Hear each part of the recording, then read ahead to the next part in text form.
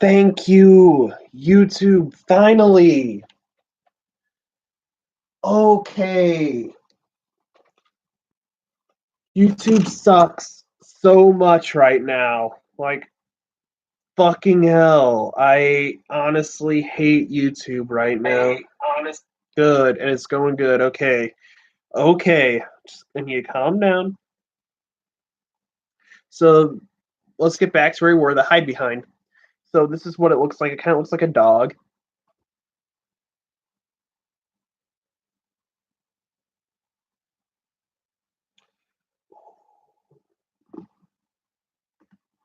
So, now let's talk about the hodag.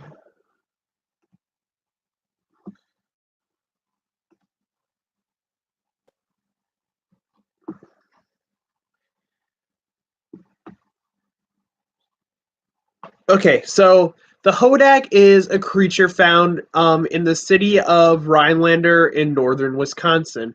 And it's described as a creature with the head of a frog, the grin face of a giant elephant, thick, short legs set off by huge claws, back the back of a dinosaur, and a long tail with spears at the end. The reports were instigated by well-known Wisconsin land surveyor, timber cruiser prankster Eugene Shepard, who rounded up a group of people to capture the animal.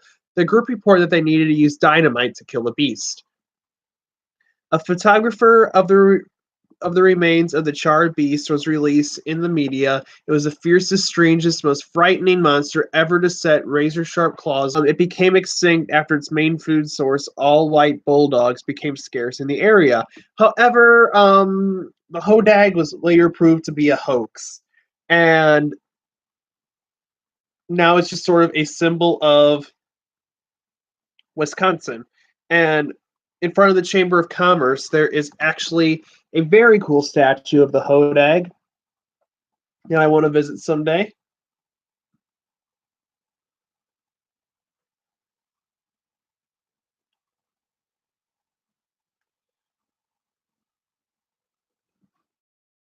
So now we're going to talk about the jackalope, which a lot of people know about the jackalope, but I'm going to talk about it anyway since he's on the list. So obviously, I'll know what a jacker. I almost said what a. Okay, we all know what a jackalope is. It's just a bunny with deer antlers, and a lot of them are hoaxes. They're just the people just take deer, sort of taxidermy them onto rabbits, and they're pretty much found in the southern states like Wyoming, Arizona, all that stuff. So I'm not really even going to get into a lot of detail about the jackalopes because we all know what they are. And just there we go. Jackalopes, jack jackalopes are one of my favorites.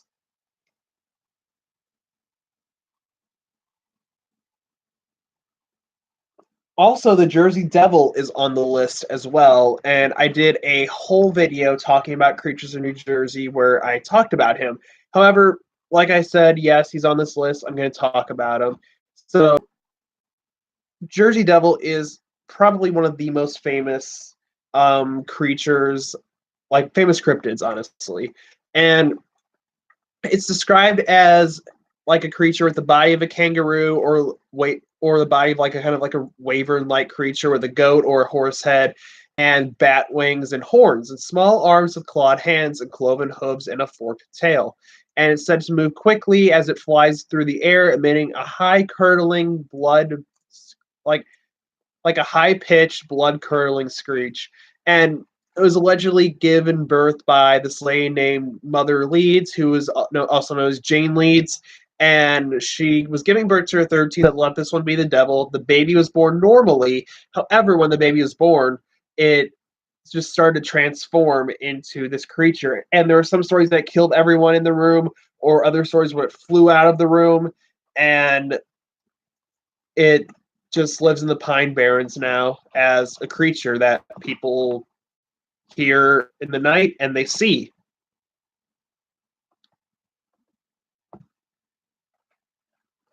And there he is.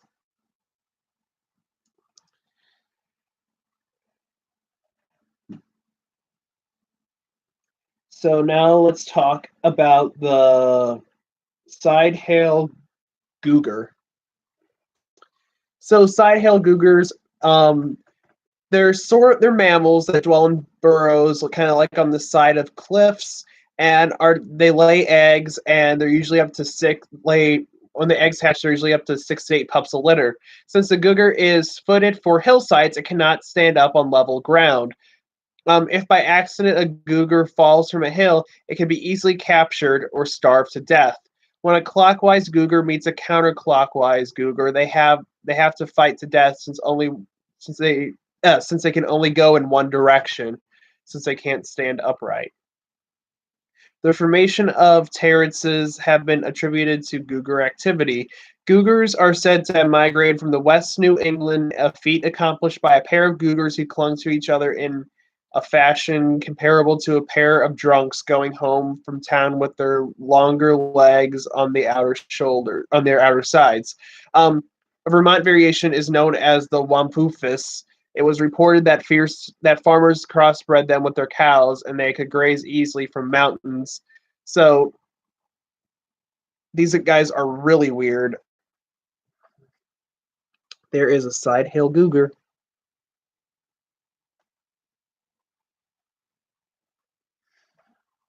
Mhm.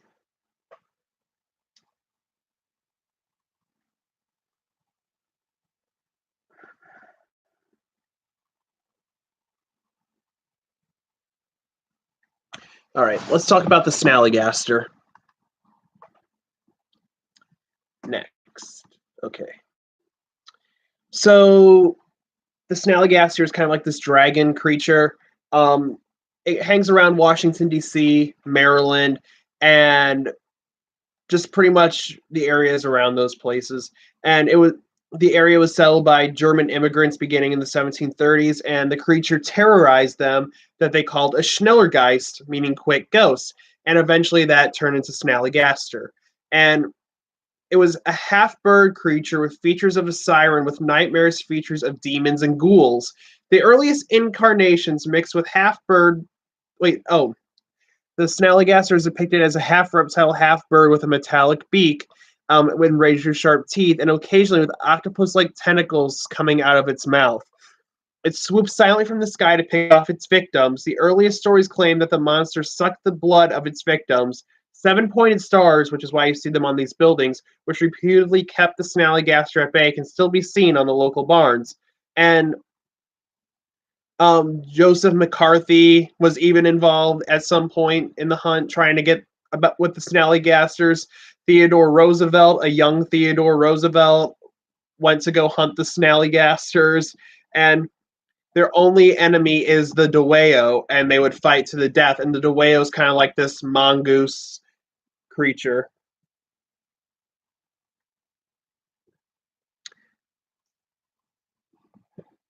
and kind of hard to tell, but there's a snallygaster on some fake money.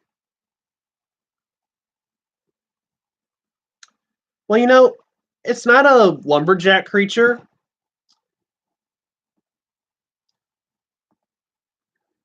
but let's talk about it because it was mentioned. Let's talk about the Deweo, actually.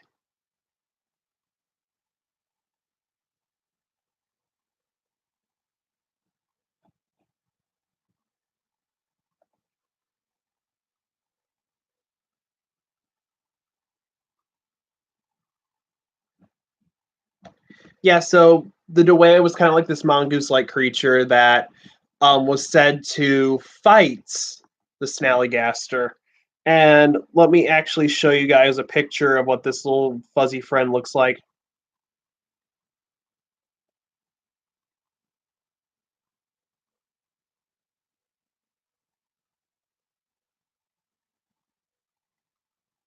There he is. Just kind of like this black bipedal mongoose creature. He's kind of described as like a wolf, but I mean, in that picture, I kind of see him more as like a mongoose than a wolf. I just think he's kind of cute looking. So, and he was mentioned. He's not really a lumberjack creature, but I figured I mention him since we talked about him a little bit. All right, so now let's talk about the splinter cat. So the splinter cat is this nocturnal feline, and it's an animal of great ferocity. It flies through the air with terrific speed, and when it hits a large tree, it knocks the branches off of the withers of the trunk and leaves it standing like a silvery ghost. The dead snags can be seen in many parts of the Pacific Northwest. The splinter cat performs its feat that it's named after to expose raccoons and bees. However, the act of breaking it breaks trees open with its head, and it gives it a constant headache, which causes it to always be in a foul mood. Accordingly, one is advised to never approach a splinter cat for obvious reasons. And there's even a little creek named Splinter Cat Creek found in the Cascade Range of Oregon. And the Splinter Cat appears in the book The Last of the Really Great Wangoodles by Julie Andrews Edwards. And the Splinter Cat answers to the Prime Minister of Wangduland and enjoys playing cat's cradle. Okay. Well, let me show you what the Splinter Cat looks like.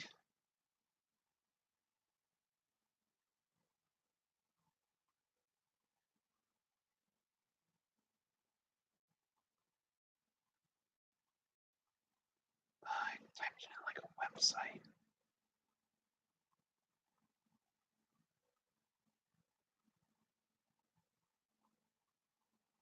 So yeah, in this picture,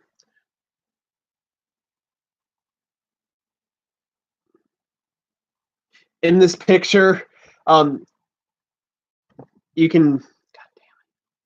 There we go. You can see it hitting its head against a tree, and all those wood chips coming out, those splinters. That's how it got its name. And apparently, it is always pissy.